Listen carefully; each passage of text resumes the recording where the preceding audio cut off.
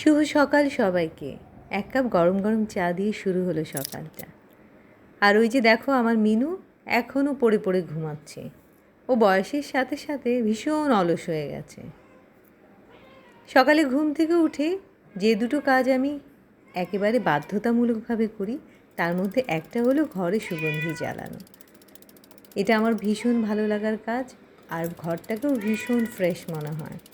তারপর চলে গেলাম ব্রেকফাস্ট রেডি করতে। খুব সাধারণ ছিল আজকের ব্রেকফাস্ট। ফ্রিজে যা যা ছিল তাই দিয়ে ভাবলাম একটা কিছু তৈরি করি। ছিল স্ক্র্যাম্বল এগ, খানিকটা মাশরুম ছিল ফ্রিজে, একটু গার্লিক মাশরুম করলাম, একটু সসেস ছিল একটু ফ্রুটস। এই তো একেবারে সাধারণ কিছু, কিন্তু আজকে আমরা টেরেসে বসে ব্রেকফাস্টটা করলাম, যেটা অন্তত আমার কাছে সাধারণ ছিল না। আজকের ওয়েদারটা তো ভালো ছিল, রোদ ছিল কিন্তু বেশ একটা ঠান্ডা ঠান্ডা ভাব। তাই ভাবলাম অনেক দিন পরে টেরেসে গিয়ে ব্রেকফাস্টটা করি। যখন শীতকাল আসে তখন কিন্তু আমরা রোজই এখানে ব্রেকফাস্ট করি। তো আজকে অনেক দিন পরে সুনয়নেরও বেশ ভালো লাগলো, একটু চেঞ্জ আসলো। মেনুটা যাই হোক না কেন, কোথায় বসে খাচ্ছি সেটা তো একটা বিশাল ব্যাপার।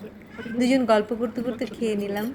এর মধ্যে আমাদের যে ছোট বিল্লুটা আছে কিরি, সে প্রচণ্ড বিরক্ত করছিল।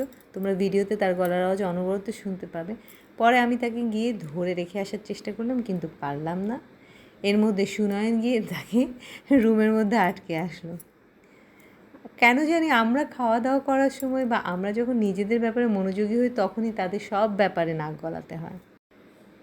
এরপর আমার দিনটা শুরু হয়ে গেল খুব সুন্দরভাবে। সবার দিন ভালো কাটুক, ভীষণ সুন্দর কাটুক।